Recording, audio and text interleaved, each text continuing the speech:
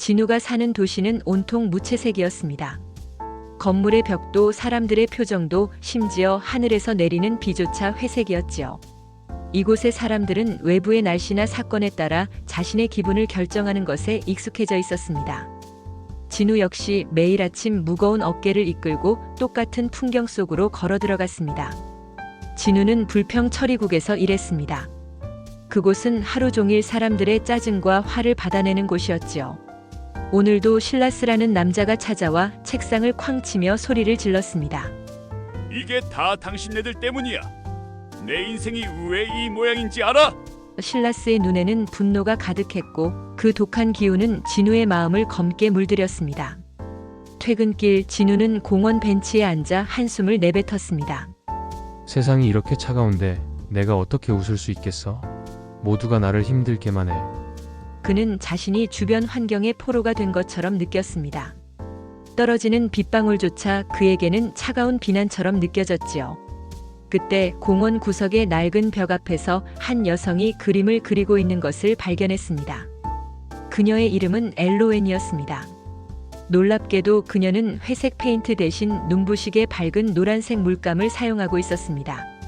진우는 호기심에 이끌려 그녀에게 다가갔습니다. 이 회색 도시에 그런 색은 어울리지 않아요. 진우가 말했습니다. 엘로웬은 뒤를 돌아보며 부드럽게 미소 지었습니다. 진우, 세상이 회색이라고 해서 내 붓까지 회색일 필요는 없답니다. 밖에서 무슨 일이 일어나든 어떤 색을 칠할지는 오직 나만이 결정할 수 있거든요. 그녀의 눈동자는 마치 자신만의 빛을 머금은 듯 반짝였습니다. 하지만 상황이 너무 나쁠 때는 선택의 여지가 없잖아요. 진우가 항변했습니다. 그러자 엘로웨는 작은 주머니 거울을 꺼내 진우에게 건네주었습니다. 이 거울을 보세요. 자극과 반응 사이에는 아주 작은 틈이 있어요. 그 틈에서 당신의 태도를 선택하는 거예요. 그것이 인간에게 남겨진 마지막 자유랍니다. 다음 날 진우는 다시 사무실에 앉았습니다. 그리고 어김없이 실라스가 어제보다 더 험악한 표정으로 들이닥쳤습니다. 실라스는 진우에게 서류 뭉치를 던지며 폭언을 쏟아부었습니다. 순간 진우는 가슴속에서 치밀어 오르는 화를 느꼈습니다. 하지만 그는 잠시 멈추었습니다. 엘로웬이 말한 그 작은 틈을 떠올린 것이지요. 진우는 실라스를 바라보았습니다. 이전처럼 겁을 먹거나 똑같이 화를 내는 대신 그는 차분하게 대답했습니다. 정말 힘든 아침을 보내셨나 보군요. 제가 어떻게 도와드리면 당신의 마음이 조금 더 나아질 수 있을까요?